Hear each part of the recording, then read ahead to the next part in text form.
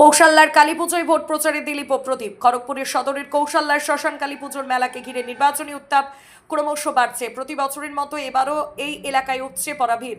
সেই ভিড়কে প্রচারের বড় মঞ্চ হিসেবে বেছে নিয়েছে দুই প্রধান রাজনৈতিক শিবির, বিজেপি ও তৃণমূল। প্রথমে মেলায় পৌঁছান তৃণমূল প্রার্থী প্রদীপ সরকার। মন্দিরে পুজো দিয়ে সাধারণ মানুষের সঙ্গে কথা বলেন। এরপর মেলা প্রাঙ্গণ ছেড়ে রাস্তায় বেরোতেই সামনে পড়ে যান বিজেপি প্রার্থী দিলীপ ঘোষ।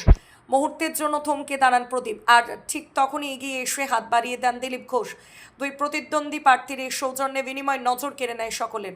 তবে বাইরে ছিল ভিন্ন চিত্র। দুই শিবিরের কর্মী সমর্থকদের মধ্যে টান টান উত্তেজনা।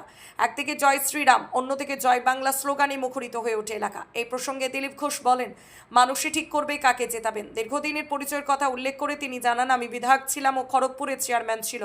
মানুষকে দেখলে কি কথা বলবো না। অন্যদিকে প্রদীপ সরকারের গলায় শোনা যায় ভিন্ন সুর।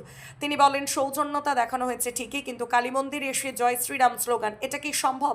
আজ রাম জীবিত থাকলে লজ্জা পেতেন। সব মিলিয়ে ধর্মীয় আবহের মধ্যেও রাজনৈতিক উত্তাপ স্পষ্ট।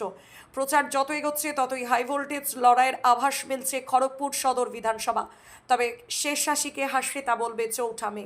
এর আগে বহুবার প্রদীপের সঙ্গে দেখা হয়েছে, একসঙ্গে বিয়ে বাড়িতে গেছি, একসঙ্গে গল্প করেছি। 3 দিন আগে সকালে চায়ের দোকানে দেখা হয়েছে। এখানে থাকি আমরা।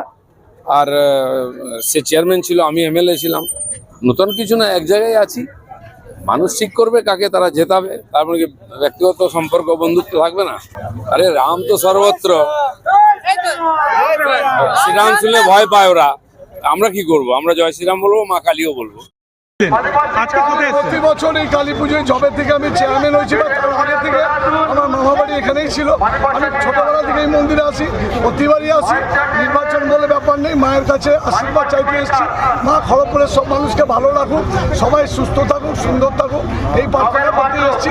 তবে আর এখানে এসে দেখা হলো আমার যে বিরোধী প্রার্থী দিলীপ বাবুর সাথে সৌজন্য হলো, এটা কোনো বড় ব্যাপার না।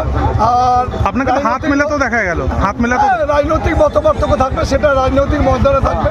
মন্দির বা যেখানে এখানে সেখানে কোনো ব্যাপার নেই। উনি এক দলের প্রার্থী, আমি এক দলের প্রার্থী। লড়াইটা মাঠে হবে, সেটা ব্যক্তিগত নয়, কিন্তু সৌজন্য রাজনীতি খড়গপুরে দীর্ঘদিন দেখে আসছে, আজকে তার ব্যতিক্রম নয়। সে দেখা হলো। মেলাতে তো প্রচার চালাতেও দেখা গেল। না, প্রচার না। দেখুন, আমরা মন্দিরের সামনে তো আমরা মন্দিরে এসেছিলাম বাইরে, ওরাও স্লোগান দিয়ে প্রথমে বিজেপি থেকে শুরু করেছিল, আমাদের ছেলেরাও কাউন্টার দিয়েছে 1 ইঞ্চি। আমরা তো ঠাকুরের নাম, মা কালীর নাম বলেছি, ওরা রামের নাম বলছে। কালী মন্দিরে এসে আমরা কালীর নাম নিয়েছি, আর ওরা কালী মন্দিরে এসেও রামের স্বপ্ন দেখছে।